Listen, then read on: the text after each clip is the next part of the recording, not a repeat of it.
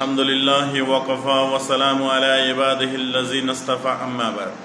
সম্মানিত প্রিয় বন্ধুগণ, আল্লাহ তাআলা অসংখ্য কোরআনের আয়াত নাযিল করেছেন। 6664টা কোরআনের আয়াত আছে।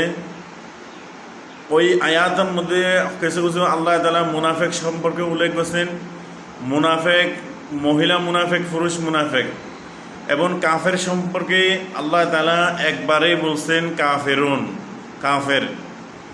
এবং এখানে দৈরা বলে যে মহিলা কাফের, পুরুষ কাফের, কিন্তু মুনাফেক সম্পর্কে কিন্তু একবার আলাদা আলাদা করে দৈরা দিছি। মহিলা মুনাফেক ওয়াল মুনাফিকিনা ওয়াল মুনাফিকাত। কাফেরুন তো একবার আইছে, কিন্তু মুনাফেক দুইবার আইছে। ওয়াল মুসলিমিনা ওয়াল মুসলিমাত। এই জন্য মুনাফেক চিনা অনেক কঠিন। বাইরে ফিটফাট, ভিতরে সদরঘাট, এবং বাইরে দেখা যায় যে ইসলামী লেবাসদারি, এরকম মাথায় টুপি, মুখে দাড়ি, এবং নামাজে পড়ে, মাঝে মধ্যে নামাজ পড়ে লোকের সামনে খুব সুন্দর কথা বলে, ভিতরে জঘন্যত আকিদা খারাপ, এমন এমন কিছু কাজ করে যে কাজ করলে আল্লাহ আর রসুল নারাজ হয়, কিন্তু তার কিছু যায় আসে না, কেননা তে মুনাফেক।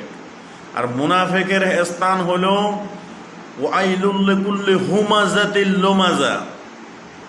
ওয়াইল যুযুক, যেটা সর্বনিম্ন, একবারে সবার নিচে যে যুযুকটা আছে, ওয়াইল যুযুক, ওই যুযুকের মধ্যে মুনাফেকের স্থান, মুনাফেককে জায়গা দিয়ে ওইখানে।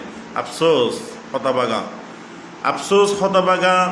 অল্প সময়ের ভিতরে শুধু দুনিয়ার লোভ আর ইমান না থাকার কারণে, এবং কাফেরদের নিচে সব অপরাধীদের নিচে তার স্থান হবে।